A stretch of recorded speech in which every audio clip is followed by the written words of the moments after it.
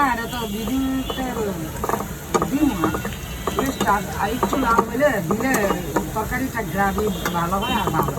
মনে করে আমি একটু বেশি ব্রাউন কালার করে তারপরে আমি মাছ মুরগি সব কিছুই রান্না করি, এটা আমার কাছে আর কি ভালো লাগে। আর তরকারি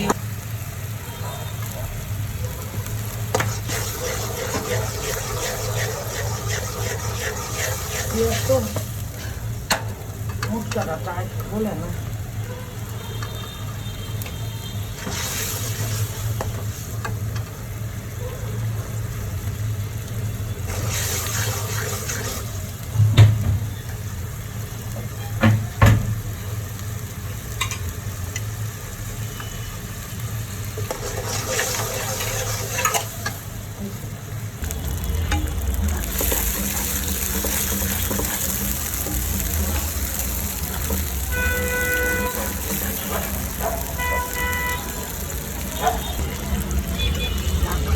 বাতাস আসলে বাড়িটায় রান্না করাটা মানে আজকে বাতাস আজকে বাড়িটায় অনেক বাতাস। বাড়িটায় চুলা না গ্যাস পাচ্ছে না, কষ্ট হইল তো বাড়ি যে এখন গ্যাস দাম কমছে। তারপরে আপনি নিচে নামা এই চুলারটা বিসমিল্লাহ।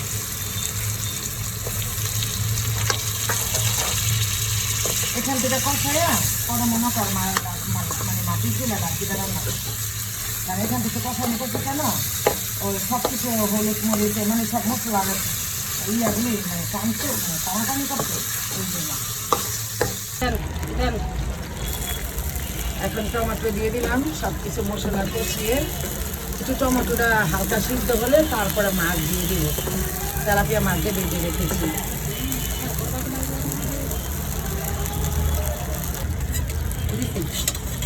এই যে এখন বেজে রাখা মাছগুলো আপুরা দিয়ে দিচ্ছি।